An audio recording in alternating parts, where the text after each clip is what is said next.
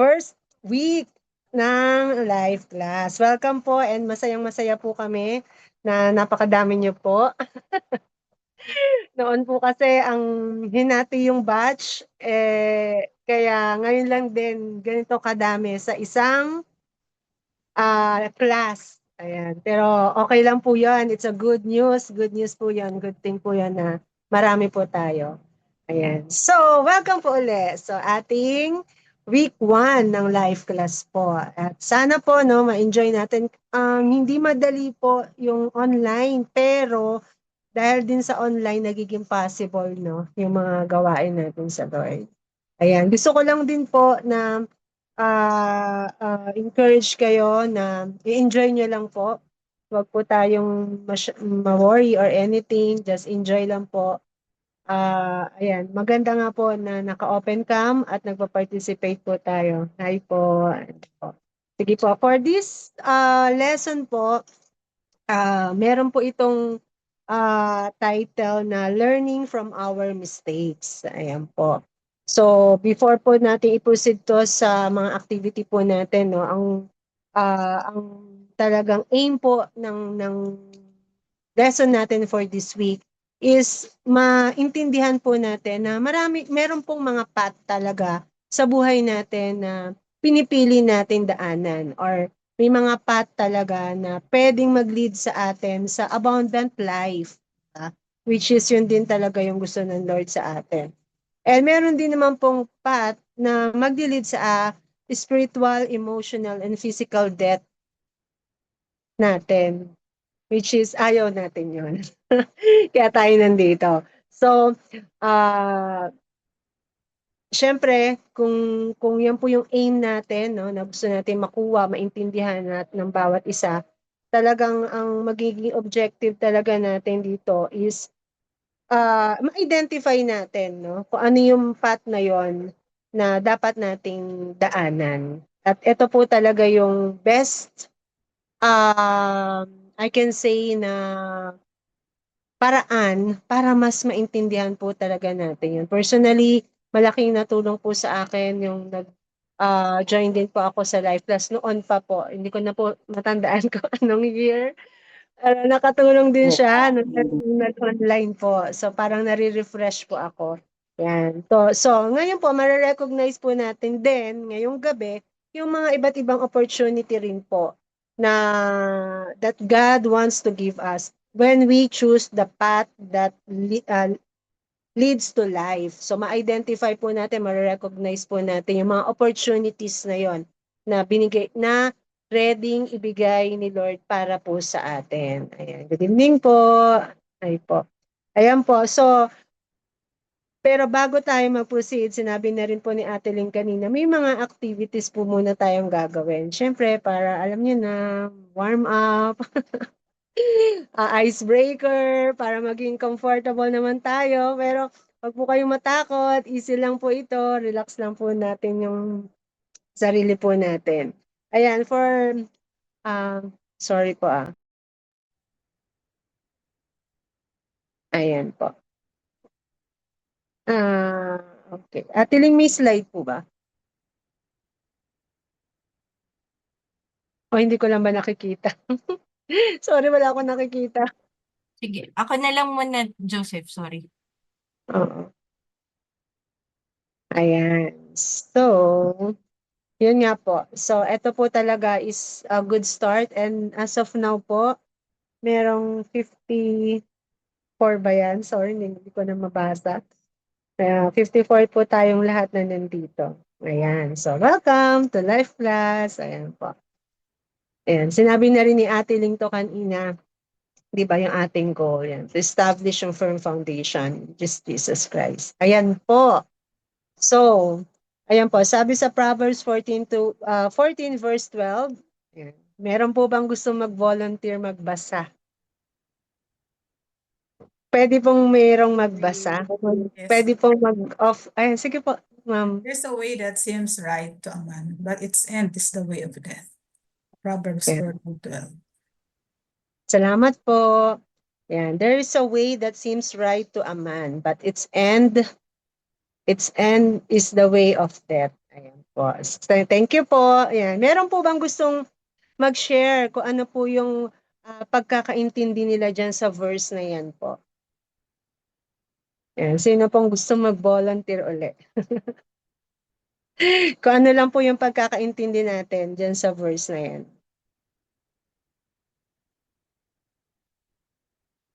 Yung gusto mag-volunteer, pwede mag-unmute po. Sige po, huwag po kayo mahiya.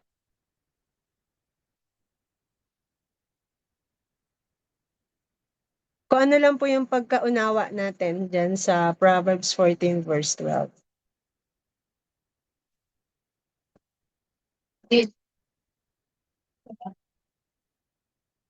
Meron po, gusto mag-volunteer. I will share Sorry. something. Good evening po. Hi, Pastor. Sige po. Pastor. Nag-echo ata. Yung, ay, sorry, nag-echo talaga.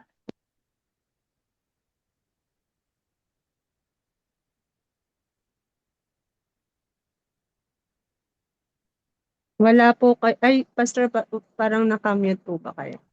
Sige, okay. Po, sorry po. Yung message niya dyan, ay, yung akala ng tao, lahat ay tama. Pero ang dulo nito ay kamatayan.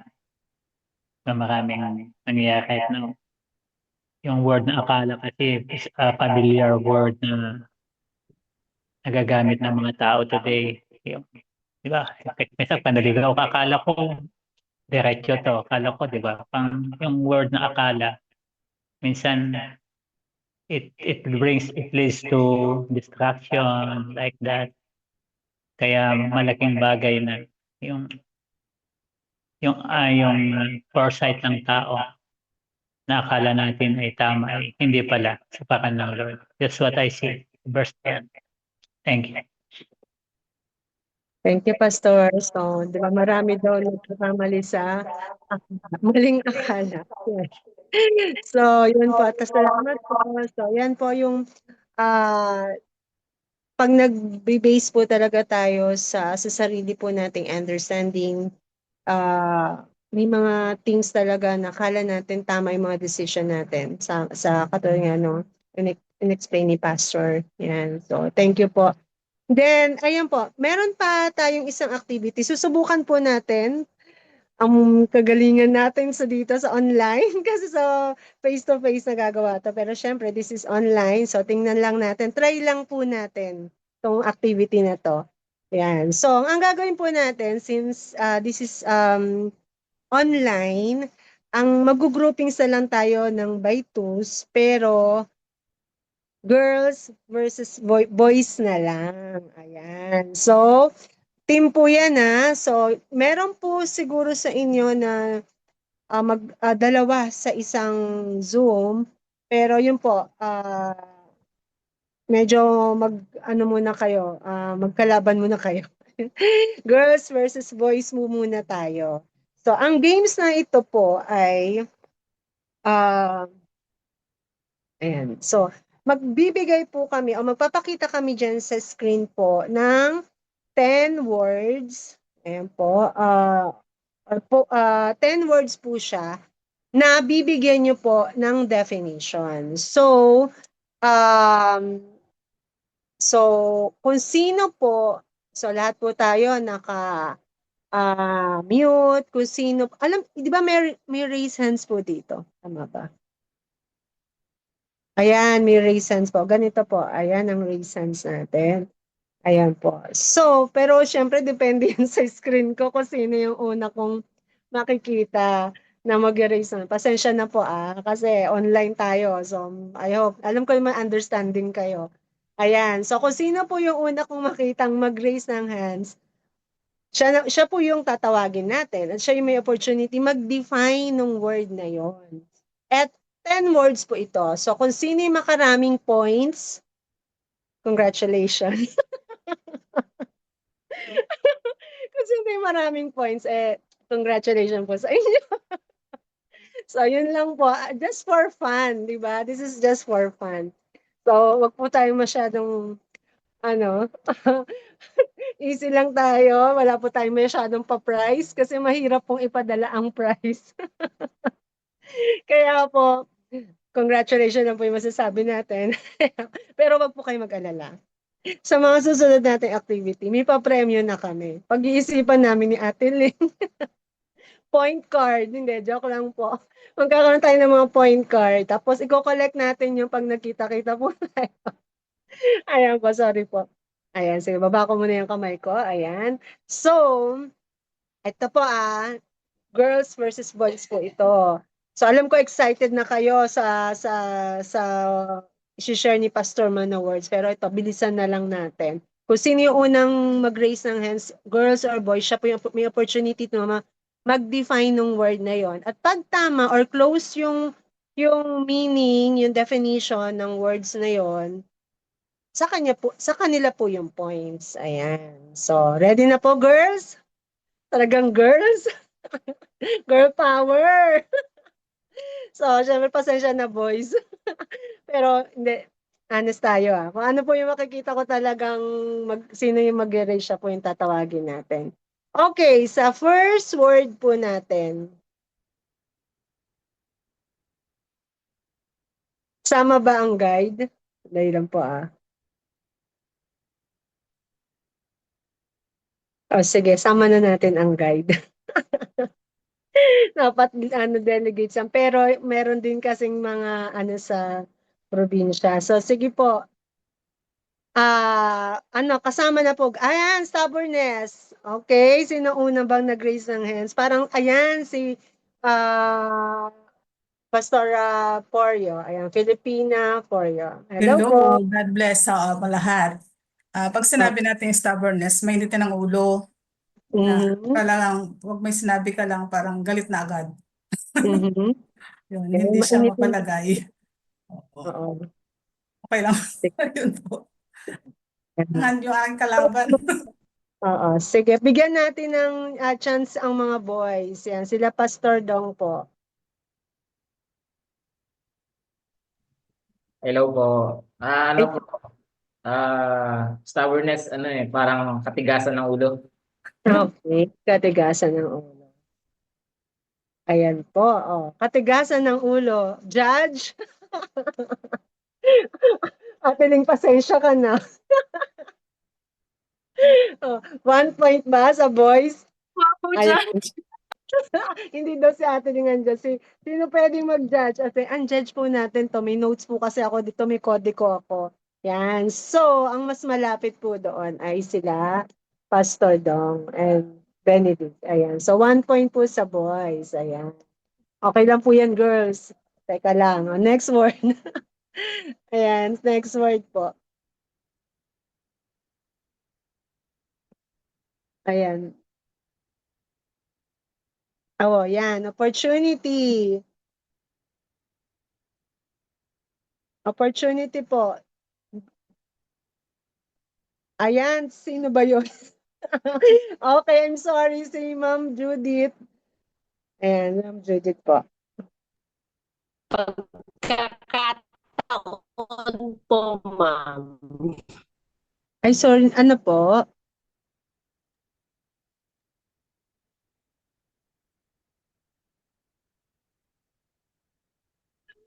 Pagkakataon daw, Ma'am Jo.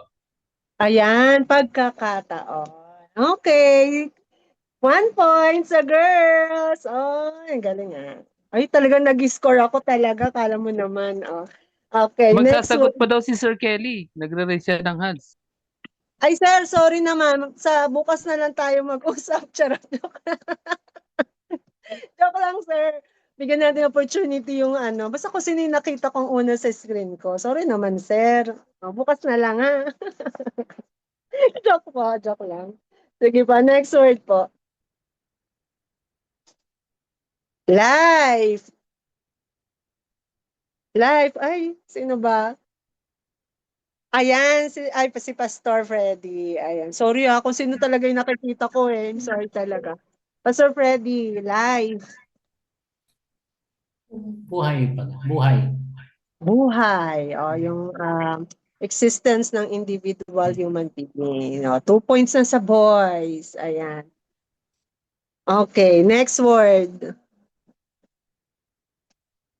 Ay, mali. Ayan, sige po. Ano yung next? Pababa po muna nung naka-raise hand. Yes. Ayun na pala, sorry. Pakibaba daw muna. Kunyari, strict tayo. Ayan. Okay. Ibaba ko po yung kay Pastor Freddy, pwede po pa unraise. Ayun, salamat po.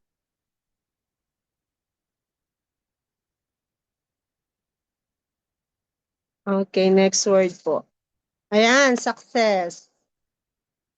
Bye. Ay. Ay, ayan si Pastor Mark.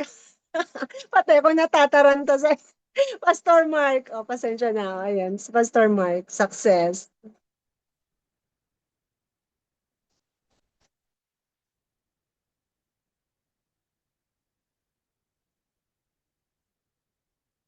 Ayan, Pastor Mark. Ayan.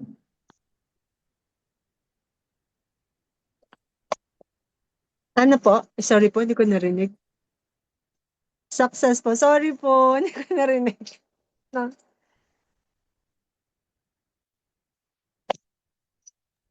Mr. Mark, pwede po pa ulit? Tagumpayan po. Ayan, katagumpayan. Opo, sige po. Accomplishment of aim or purpose. Okay, sige. 1 point sa boys. Ayan. Nagwagi. Ayan. Okay, salamat po, Pastor Mark. Next po.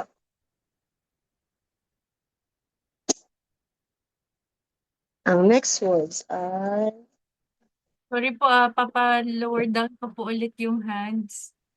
nga pala, sorry. Yan. Okay, pakibaba ang mga kamay. Okay, Ayan. good. Open daw po ng video pag sasagot. Ayan, yun po ang suggestion. Ayan. Pero sige po, in-next ko na po. Ayan, change. 1, 2, 3, go. Ayan, ayan si... Wait lang po. Ayan si... Mean. Ayan, ma'am. Sige po. Ano po ang ating definition ng change? Pagbabago.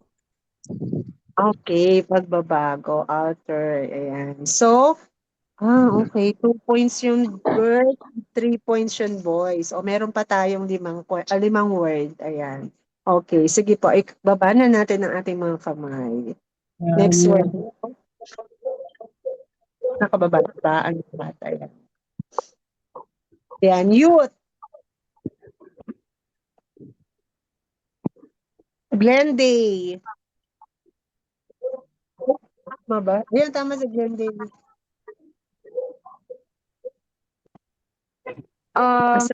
Hindi, ayan. Hello po. Yes. Youth means a time of life when a person is young, and it's usually before adulthood. So that's what youth means to me. Before adulthood or a young person.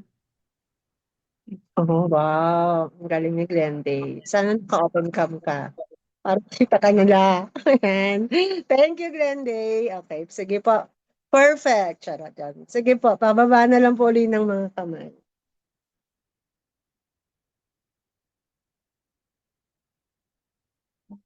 Oo, lahat tayo youth. Ayan. Glenday, pwede pa lower down ng Thank you. Ayan. Encounter. 1, 2, 3, go! Encounter. Ay, asan na? May nagtaas na ba? Parang wala pa ako nakita. Encounter po. Ayan si Gemma. Ay, sorry po. Gemma S, Jason S, Mercy D, Evangeline. Ganun na po nakakita ka na. Asan na po sila? Asan na? Ayan po. Good evening po. Ano po, ang encounter po is para sa akin ang meaning po niya. Ang meaning po niya is pagtatagpo. Pagtatagpo, encounter. Ayan, meeting with someone or something, casual meeting. O, tama po. Ayan, another points para sa boys. Or 4 points na po ang boys, 3 points ang girl. Salamat po. Ayan po. Sige po, baba na uli natin yung mga kamay natin. Ba't kasi yung sabihin, Reconciliation. Yan, reconciliation. Ayan, si Jonah. Yes, Ma'am Jonah.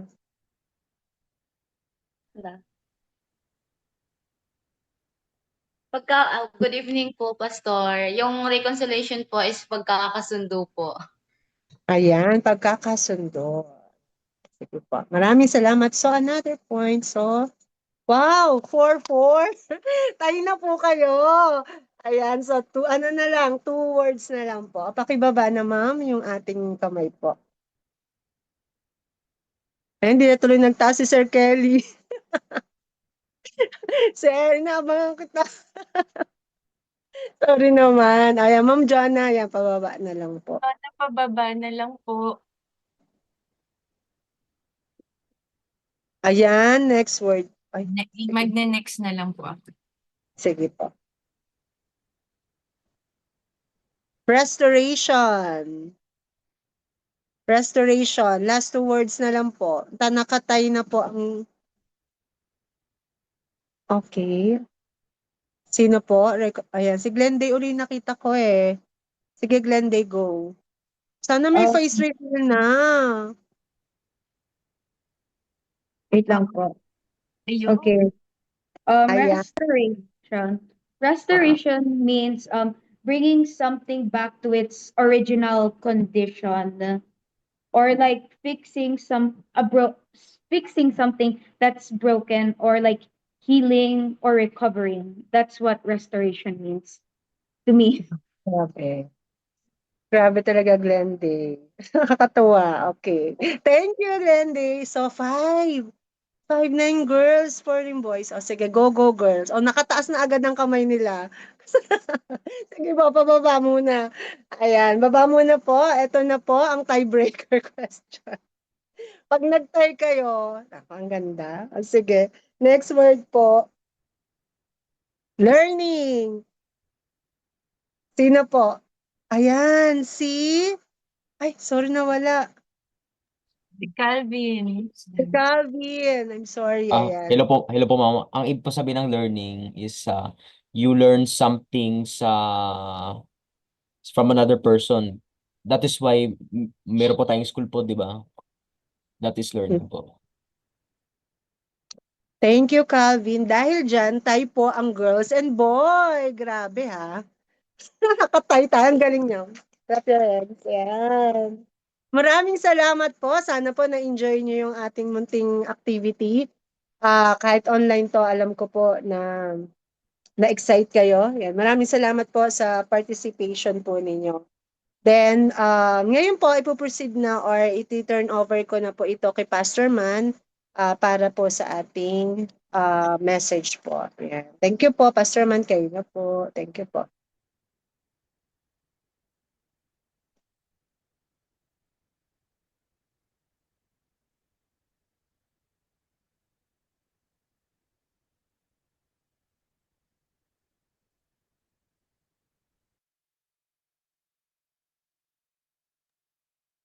Good evening everyone. Magandang gabi po sa inyo lahat. Welcome po. Good evening. Good evening.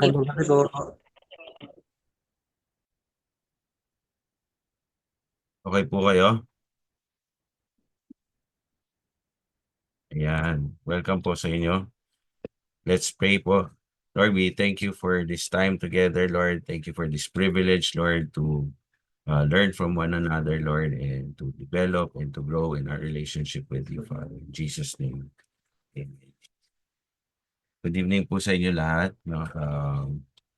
Today we are so blessed na lumago sa ating pananampalataya kay Lord, no? Lumago sa ating faith kay God, no? Wherever we are, no? Iba-ibang situation, iba-iba yung location natin, no? Ayan, iba-iba yung pinanggalingan natin. But yung iba po sa inyo, bago pa lang po kay Lord, no? Yung iba po sa inyo ay matagal na kay Lord. Yung iba sa inyo ay nakaranas ng iba-ibang pagsubok sa inyong faith kay Lord, no? But we are blessed to be here. Amen po ba? Amen. So, share ko lang po ng konti ang aking testimony, no? Bago ko na-encounter si Lord, no? Nung bata po ako, ang pagkakakilala sa akin ay pikon, no? Pikon. Kung alam niyo po yung mga Hulk Hogan, yung mga ano ba yan, Undertaker, nauso po yun dati, no?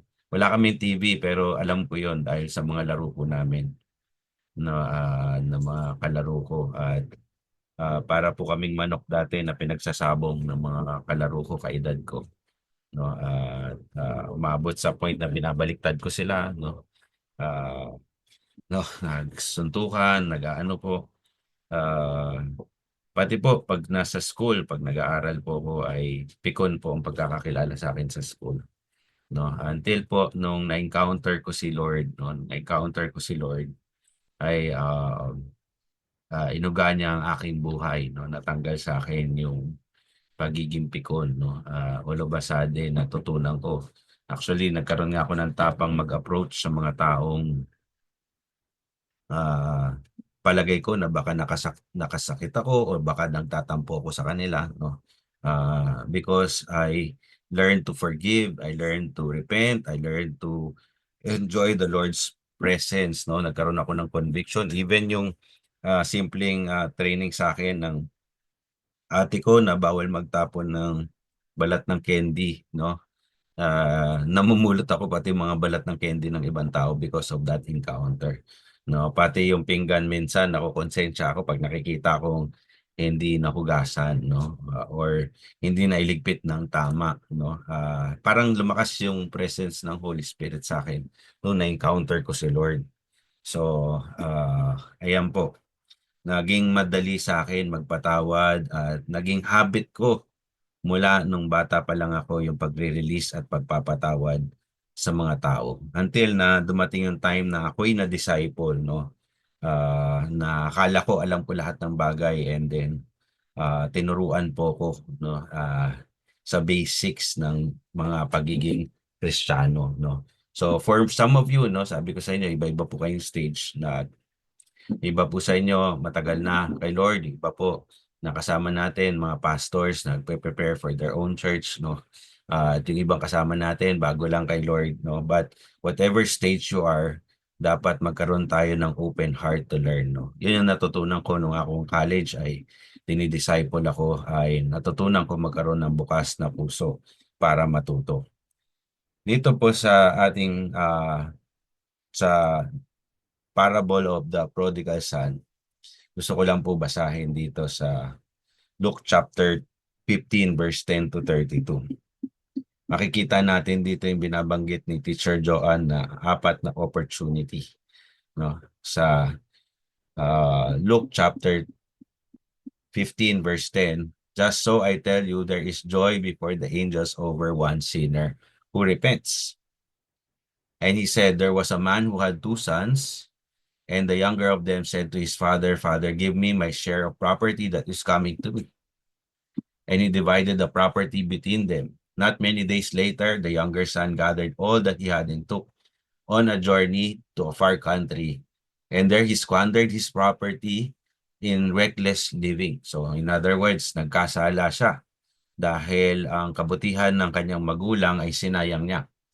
So he went on and hired himself out to one of the citizens that country who sent him into his fields to feed pigs. He was longing to be fed with the pods that the pigs ate, and no one gave him anything. Umuwi siya sa kasalanan dahil sinayang niya ang kanyang mana hanggang sa umabot sa punto na kinakailangan niyang magutom para sa maduming pagkain, no? Dahil naging desperate siya, no, sa kanyang situation. But verse 17, but when he came to himself, he said, how many of my father's hired servants have more than enough bread, but I perish with hunger. I perish with hunger. So alam niyo po, yung Life Plus is an opportunity to meet God as your Father. no? Sabi niya dito, I will rise and go to my father, and I will say to him, Father, I have sinned against heaven and against and before you. I am no longer worthy to be called your son. Treat me as one of your hired servants, no? So, nagkaroon siya ng desire na sa pag-iisip niya, paano kaya kung parang katulong na lang sa tatay ko? Baka hindi ako nakikikain sa pagkain ng baboy. Hindi ako nakikihati, no? Ang minsan ang encounter po kailangan natin maintindihan yan yung pagkakataon natin na magkaroon ng face-to-face time with the Lord. Face-to-face time where we can take the risk na what if no? What if there is something different about Jesus Christ? And I've met so many people sa simbahan na pumapasok sila. What if there is something different about Jesus Christ? And sabi nito nung anak, what if makatanggap ako ng pagkakataon na kahit katulong man lang, no? What if, no? That is the first opportunity we have. It is the encounter opportunity. It is the encounter, it's the opportunity na pwede nating makausap ang Diyos, makaharap ang Diyos, no? At mag-take ng risk kung tatanggapin niya ba talaga tayo bilang anak niya. No, pangalawang opportunity is sa verse 20, sabi niya dito. And he arose and came to his father. But while he was still a long way off, his father saw him and felt compassion and ran and embraced him and kissed him. It is the opportunity to be restored or yung tinatawag nating reconciliation opportunity. No, yung risk ng sabi niya, titignan ko lang, baka kahit katulong man lang tatanggapin ako. No, titignan ko lang kung si Jesus ba talaga ang aking Panginoon. Titignan ko lang kung mamahalin ba ako ni Jesus kahit anong nagawa ko sa nakaraan ko.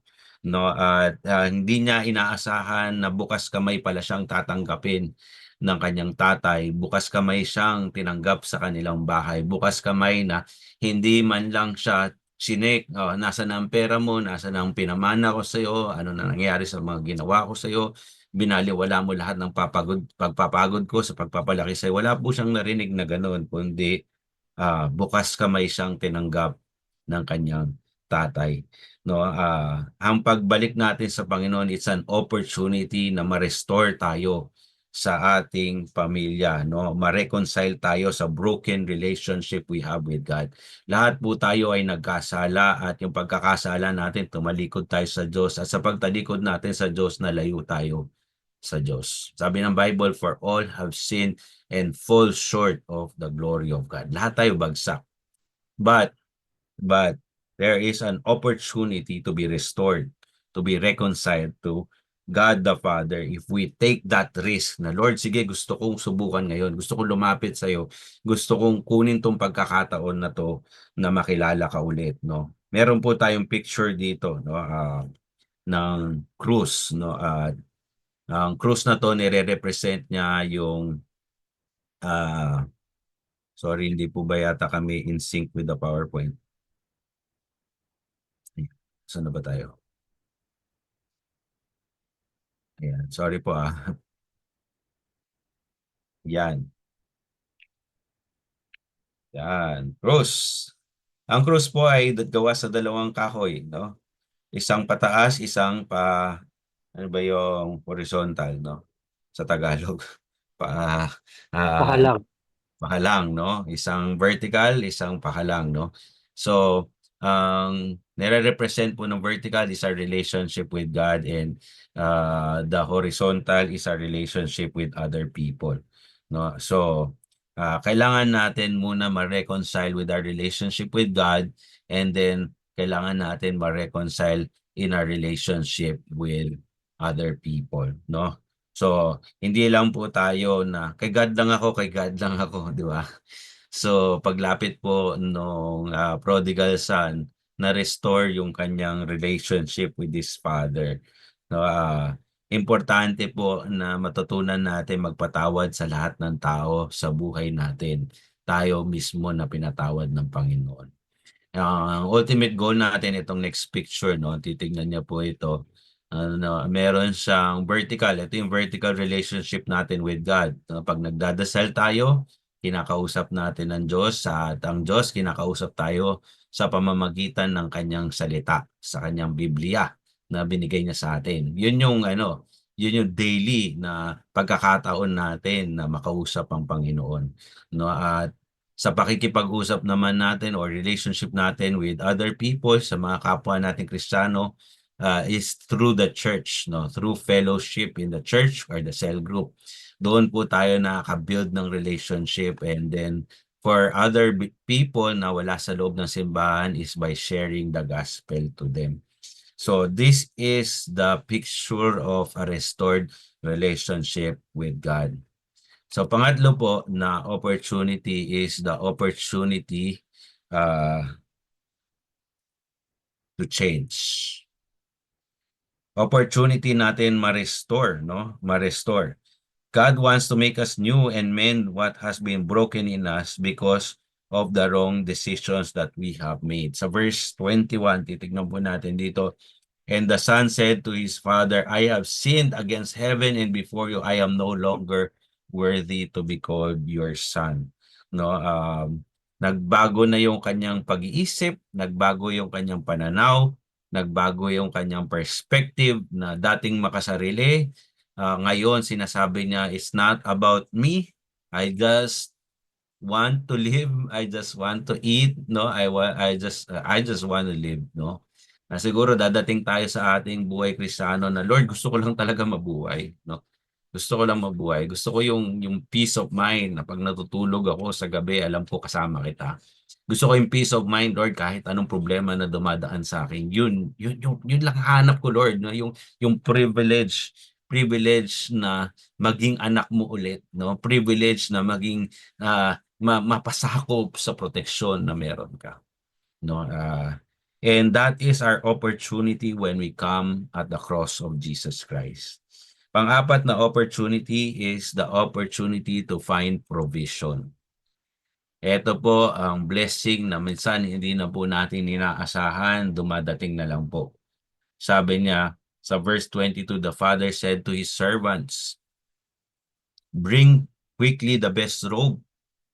Put it on him, put the ring on his hand, the shoes on his feet. Pagka yung best robe, nire-represent na nasa kanya na ulit yung glory, no? Ng pagiging parte ng pamilya. Pag dinagyan siya ng sing-sing, no? Meron siyang this capacity to make decisions as part of the family. Meron din siyang tsinelas, no? At part yon ng pagiging representative niya ng family kahit saan siya pumunta ay nakapangalan ulit siya, no? Kung nagrebelde siya sa tupe, ngayon tupe ka na ulit, no? Tupe, no? Although tayo ngayon sa modern times hindi naman natatanggal lang yung apelyido, no? Pero parang ganon yung picture sa kanya, binalik sa kanya yung recognition as a child of God. Tayo po, pagka tayo ay humingi ng tawad, lumapit sa Diyos, sinuko natin ang pride natin, give up natin yung dati natin pananaw sa buhay at binigay natin, Lord, sa'yo lang ako, wala nang iba. No, binibigay niya sa atin ang pagkakataon ulit na ma-provide ang ating authority bilang anak.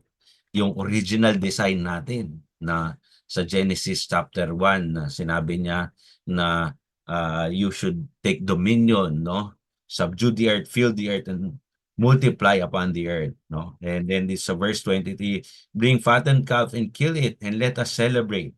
For this son was dead and is alive again. He was lost and is found, and they began to celebrate. So, as we go on, meron lang akong question sa inyo na gusto kong pag-isipan ninyo. Ano kaya ang pinagkaiba ng living and surviving? Siguro kung meron sa inyo na dalawa na pwede sumagot, no? Pag-isipan nyo lang mabuti. Ano ba ang pinagkaiba ng living and surviving versus surviving, no? What is the difference between living and surviving? No, si Kenneth na lang, si Ate Kenneth. Ay, Kuya Kenneth. Kuya Kenneth, kasi narinig ko si Kenneth kanina. Kenneth, ikaw, anong difference Eto, magbabarko to at magtutuloy-tuloy to sa Live Plus kahit nasa barko. No? Sige Kuya Kenneth, anong difference ng living and surviving? Diyan ka pa ba? Andito po. Ayan, sige, sige. Okay. Ano po, yung pinagkaiba ng living tsaka surviving. Yung surviving is ano ka yung tawag na to. Parang nag-ano lang.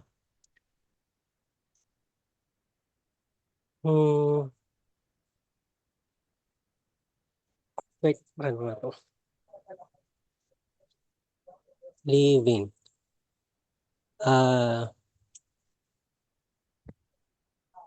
Yung ano, yung living is yung pamumuhay mo na nararanasan mo. Yung everyday life. Tapos yung surviving naman is ito yung ano, yung parang ano siya. Na gusto yung nasa survival na ano ka lang na life, yung parang inararaos mo lang yung buhay mo, parang ganun po siya.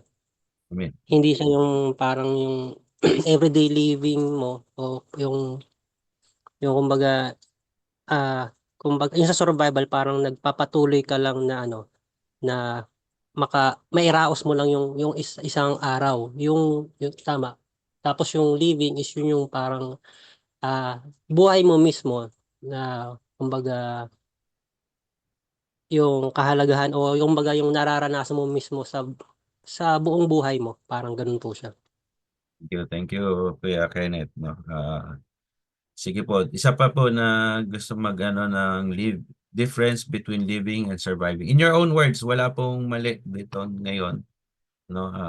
Just in your own words, kung anong palagay niyo yung pinagkaiba na sa Tagalog ay nabubuhay ka at isang kahig or versus isang kahig, isang tuka, no? No, but not necessarily sa finances lang, no? But what is the difference? Sige po, kahit sino po ay wag po kayong mahiya.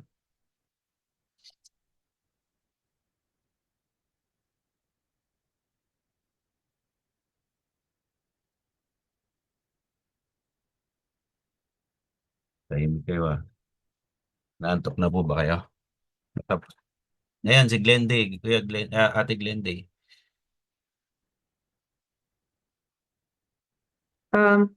For me, surviving is that you just want to breathe. Like you just want to get your life over with. Like you wake up, you just want to get this day over with. That's what surviving to me. But when living, it's like you cherished your life. You're looking forward to your life. Well, so surviving is just you're just desperate to stay alive. While living is that you're cherishing to be alive. It's like you're looking forward to that day. Well, that's what living and surviving means to me. Thank you, Ate Glenday. No? Thank you rin sa pagiging active. No? So, ang pinagkaiba po ng world at sa kay God is na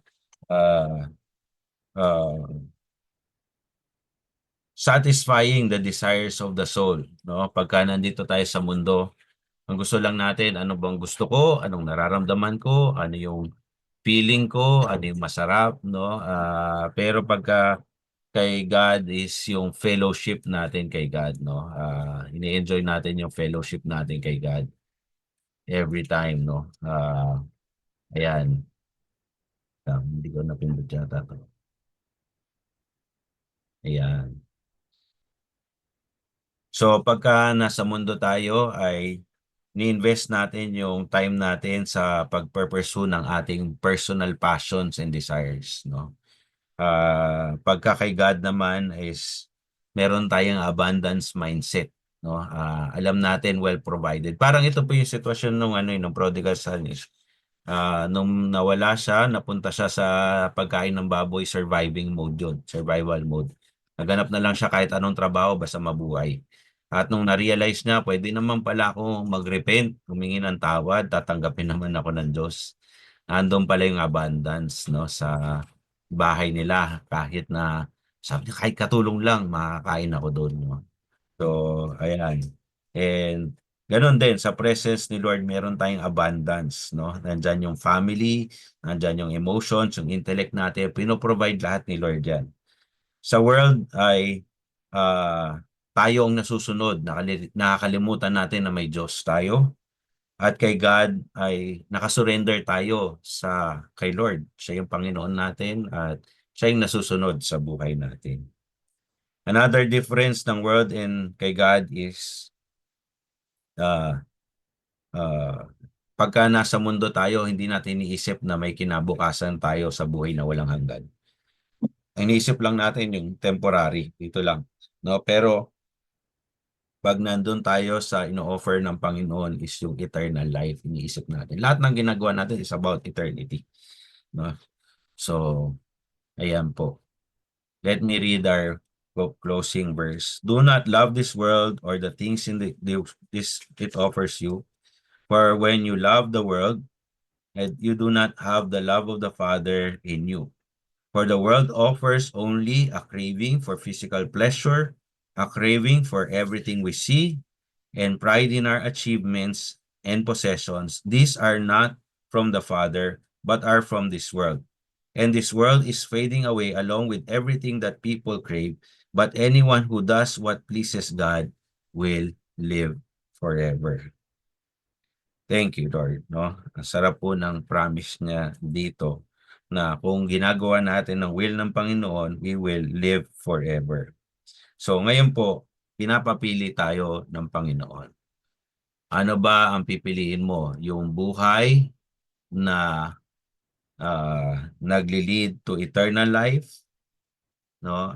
Or magpatuloy sa buhay ng mundo. So pag-isipan niyo po 'yon, no? Okay po. Sige po. Okay, nandito lang po pala ako. Thank you po sa oras ninyo. Ita-turn over ko ulit kay Ate Joanne. Ayan. Thank you, Pastor. Salamat po. Ayan. Alam ko po, maybe some of you narinig na tong mga opportunities na to, but some ay first time nila tong narinig. Ayan po. And for me, refreshing, nakaka-refresh po na marinig yun ulit. Ayan po. So, salamat, Pastor Man. Gusto niyo ba mag-take away? Gusto niyo bang mag-share kung ano yung natutunan natin from that message? Kahit dalawa lang po, kasi meron pa rin po naman tayong activity na gagawin. Pero bibilisan na lang natin kasi baka late na po para sa inyo.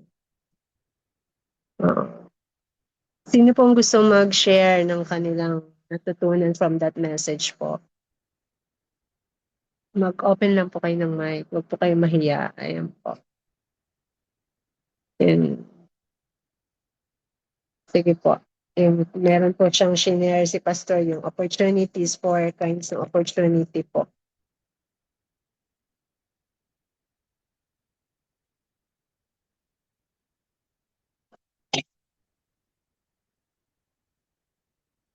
Okay, gusto po mag-share? Huwag po kayo maya. Wala pong maling sagot. Yung natutunan nyo lang po, yung na talagang natatak sa inyong isip.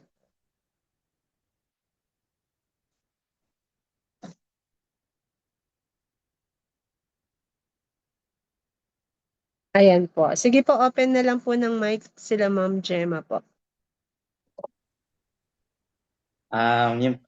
Magandang gabi po sa ating lahat, pastora at sa lahat po ng member and pastors at lahat po ng leader. Naririnig po? Opo. Sa akin po, ang naging takeaway ko po for the night of life class is yung about sa story po ng prodigal son. Kasi napaka-the best po ng opportunity nito. Lahat po kasi makikita na natin doon sa story of prodigal son yung pagiging habag ng kanyang ama, tapos yung kung paano niya tinuring ulit na anak yung kanyang anak na yun, yung mas pinili niyang mamuhay sa malayo sa ama niya, mas pinili niyang mamuhay na makamundo, na kumbaga inexperience niya na kung paano ba mamuhay na malaya, kumbaga walang nagbibigay ng control, walang nagbibigay ng mga guidelines, ganun, yung walang nagbibigay ng mga patakaran sa buhay ng isang tao. Kaya yun po is napaka-the best po nung prodigal son sa buhay natin as a Christians, kasi nalalaman natin na yun nga po, sabi nga po ni Pastor Man na is na natatakot tayo lumapit sa Diyos kasi dahil sa mga nagawa natin, pero hindi natin alam yung opportunity pala ng Panginoon para sa atin is napakalaki pala ng kamay ng Diyos na tanggapin tayo sa ating pagka marumi sa dito sa daigdig nito. Yun lang po. Thank you. And thank you po. Salamat po. Ayan, tama po, no? Yung prodigal son, lahat tayo nakaka-relate doon. And thank God, nandito tayo na experience na natin yung mga opportunity na yan na binibigay sa atin ng Lord. Ayan, meron pa po gustong mag-share? Isa na lang po. Then we will proceed sa last activity natin.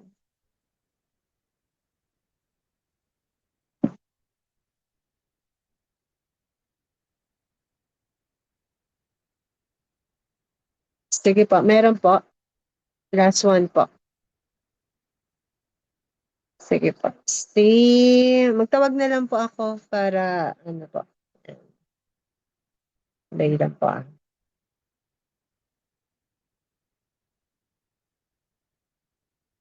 Ayan po, si Ma'am Judith po. Ma'am Judith, ayan, baka may gusto po kayong i-share doon sa message. Hello po, ma'am. Hi po. Yung takeaway ko po yung the opportunity to change.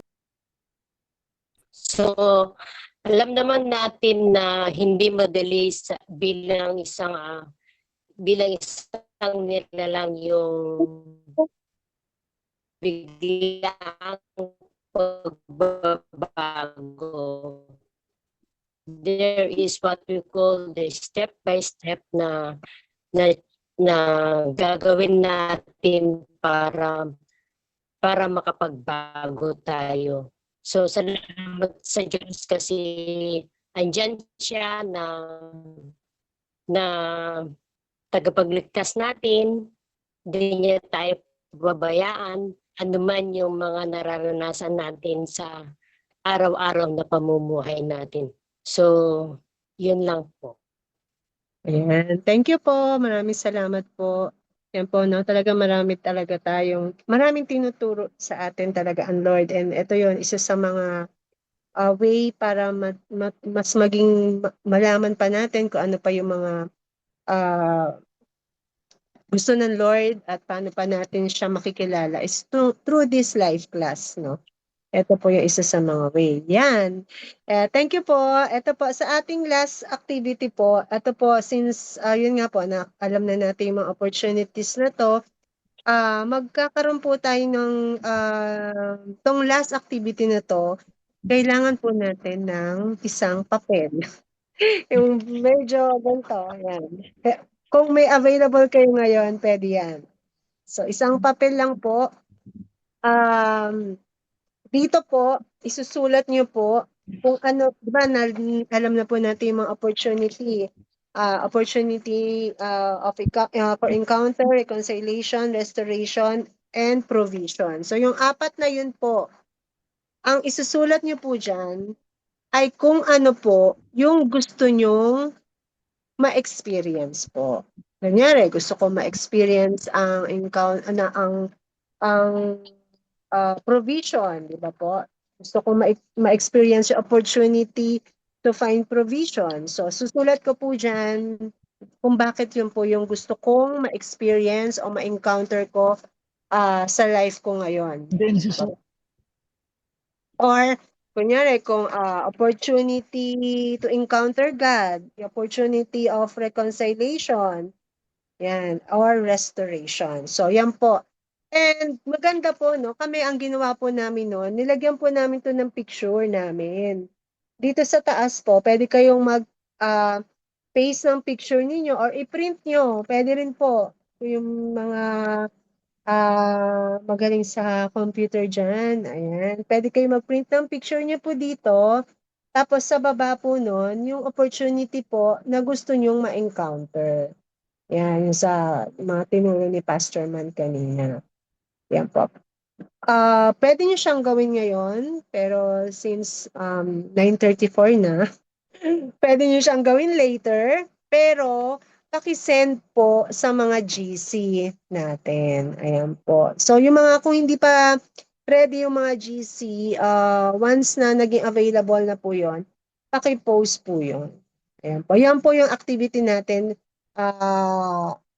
It's like application natin from that lesson. So, importante po, no, ay ini-encourage ko po kayo na kung ano po yung mga activity natin for the week, maipasa po natin para po hindi tayo matambakan po. Kasi every week po may mga activity po tayo. Pero kayang-kaya naman po. Hindi naman siya ganun kahirap. Diba po? So, yun lang po Pwede nyo siya lagyan ng picture nyo and kung ano yung opportunity na gusto nyo ma-encounter. Diba?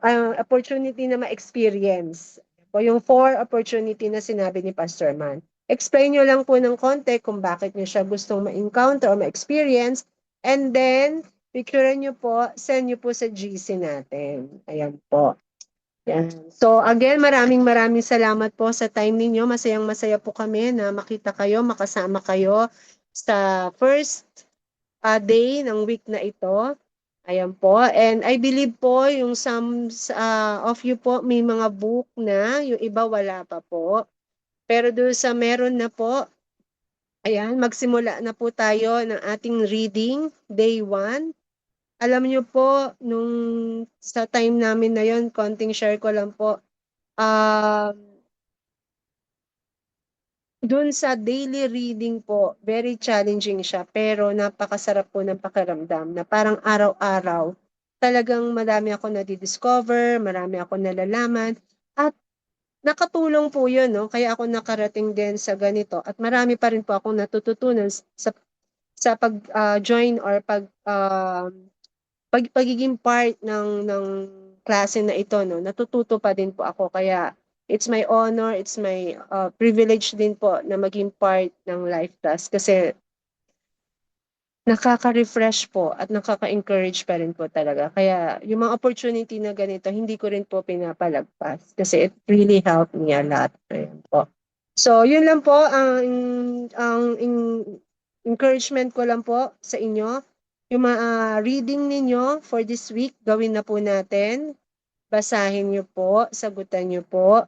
Kung meron pong medyo hindi, may nahihirapan kayo or may question po kayo, pwede nyo pong i-ask ang mga leader, ang mga guide po para matulungan po nila kayo. And then, ayan po. So, pag-isipan nyo rin po yung question na binigay sa inyo ni Pastor Man kanina and yung lesson natin ngayon, i-meditate nyo rin po. Yan po. So, maraming salamat po sa time ninyo. And I hope na na-enjoy nyo po yung first day or first week ng ating klase. And I'm praying na magkita-kita ulit tayo sa next Thursday po. Gagawin po natin yung ating best na talagang mapagkasya natin yung oras at hindi tayo masyadong magkaroon ng extension po. And maraming salamat. Na-appreciate po namin yung pagpa-participate ninyo. Sobrang nakakatuwa po. Salamat po sa inyo. And bago po tayo mag-goodbye and picture, mag-close in prayer lang po ako.